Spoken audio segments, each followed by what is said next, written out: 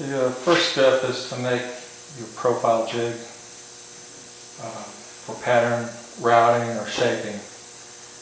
And I've got this set up with my arch. I have marked out on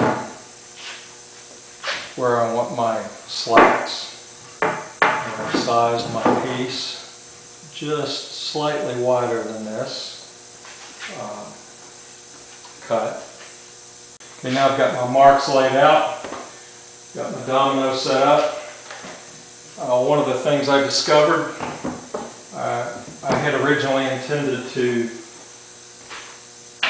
use slats, and I had sized this for 8mm dominoes.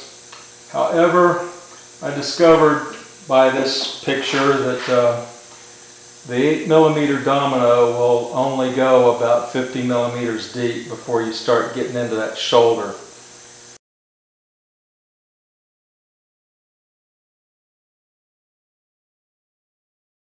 So I had to up the size to the 10mm, and let me get my hearing protection in, and I'll cut these mortises.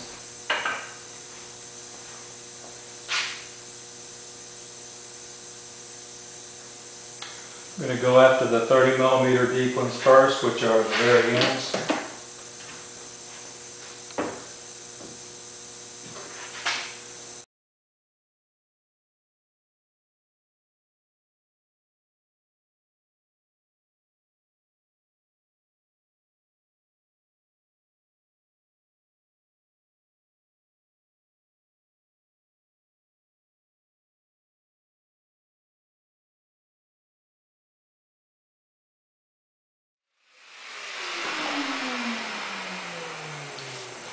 Okay, so I've got the headboard, footboard rail,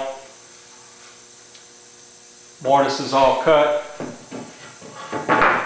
and the next step, I've marked the bottom. At least I thought I marked the bottom. Didn't mark it very well, so I'll go back again and cut this out at the bandsaw. Okay, that's better.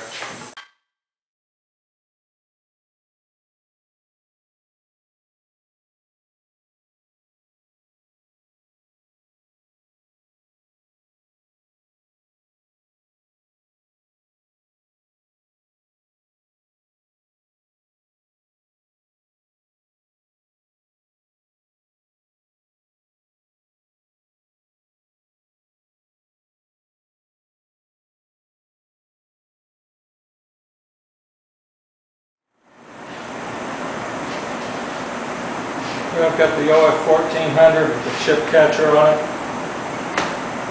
You use that to just do the final milling around here. Hopefully that won't get in the way.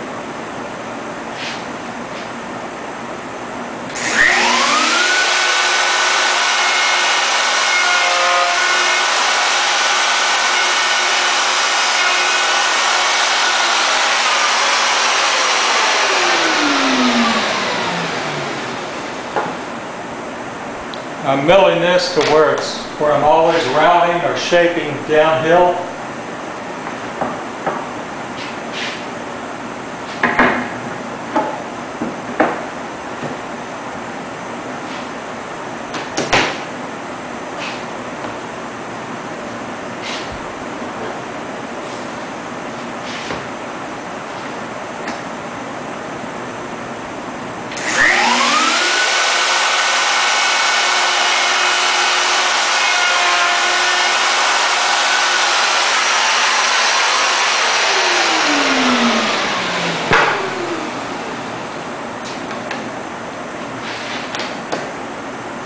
Okay.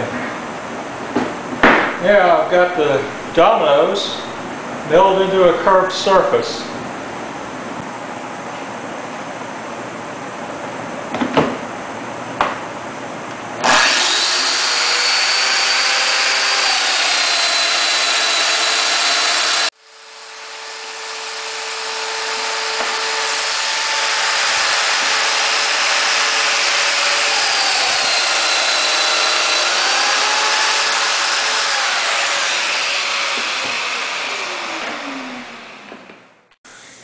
Okay, it's time to start scribing the end slats or the slats to the curved rail of the footboard. I've cut the mortises and in all the slats, and this can be frustrating because what you'll want to do is, in essence, take a domino,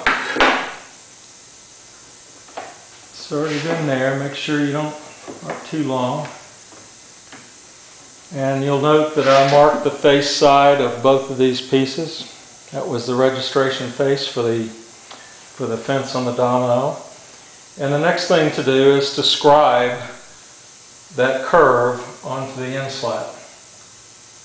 Now you can mess around and with a square and get things all straight and hold it there and hope for the best, or you can choose the easy route.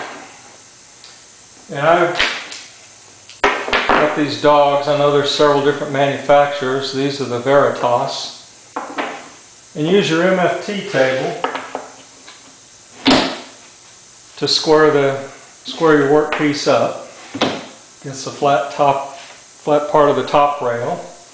And I've got a couple other dogs here for the inside. Just kind of square it up, holding it tight against there. You don't even need to clamp.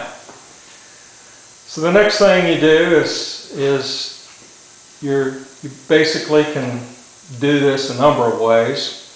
I've been playing around with this. You can get you a set of a compass and scribe it. And in this case, I'm going to actually scribe this end. Another alternative is to get a piece of flexible plywood or something, old hardwood. Now this particular gap being so far down on the curve, the gap is larger, so the thicker the wood, hardwood or plywood or whatever, the more difficult it is to bend and keep straight. I didn't choose to do that, but when I get up in this curve here where I got much less of an arch, I've got these old Venetian blind pieces that you use to shorten them, and I can just hold it up to the curve that way and then mark where to scribe. I'm going to do that on this end, but unfortunately, being this far down on the curve, this slat isn't thick enough, so I'm going to set the scribe here. Let me stop this, zoom in, and so you can get a better picture. Okay, that looks a little bit better, I think. So I set my scribe to the maximum opening. Yeah, let's see if I can stay out of the way of the camera here.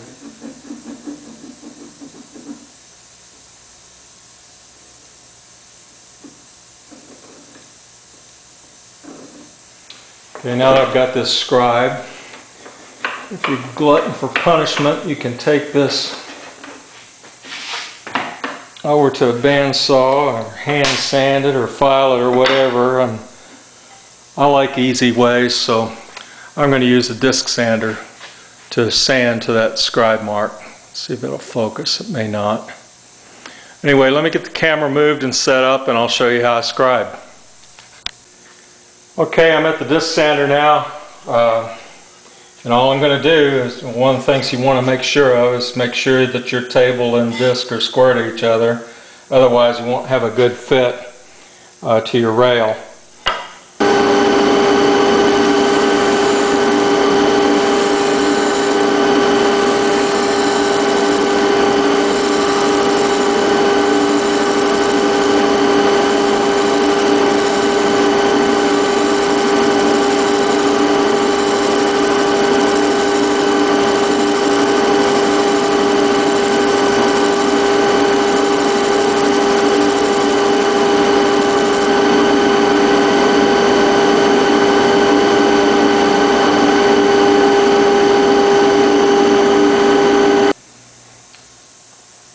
Okay, I've come back from the disc sander. I've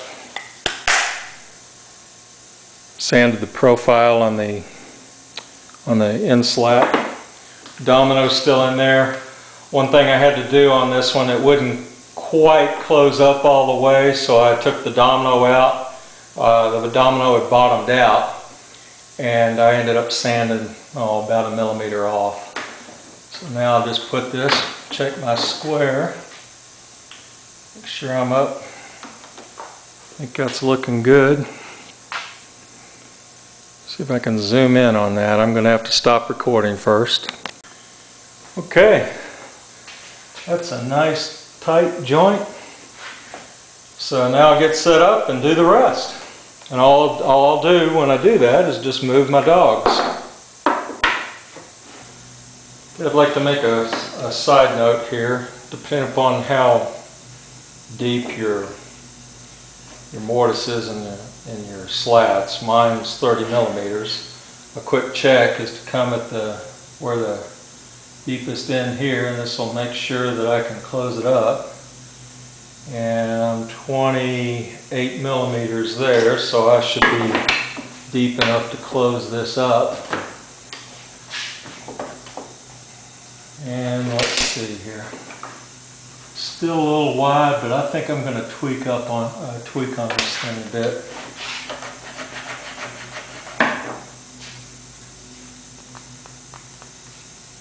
Oh man, these things are tight.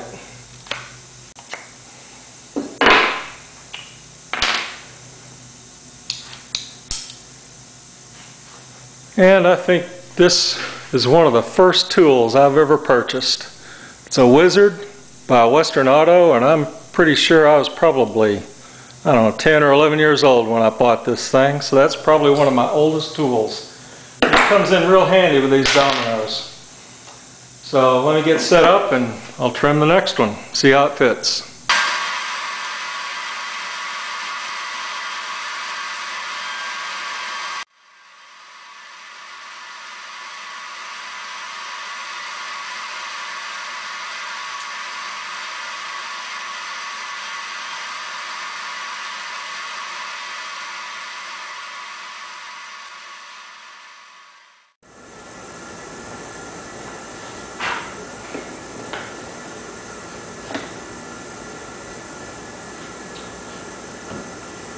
Okay, and that's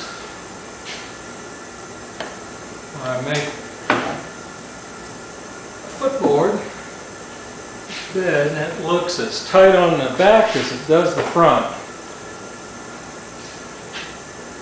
The next step after this, and I think that'll be a different video, I will establish a jig and trim all of these. Basically, I'm going to use the table saw and rip all these slats to the correct length, and we'll be well on our way to milling the domino mortises in the bottom of the rail once that's done, and then matching it up to the bottom rail. So thanks for watching.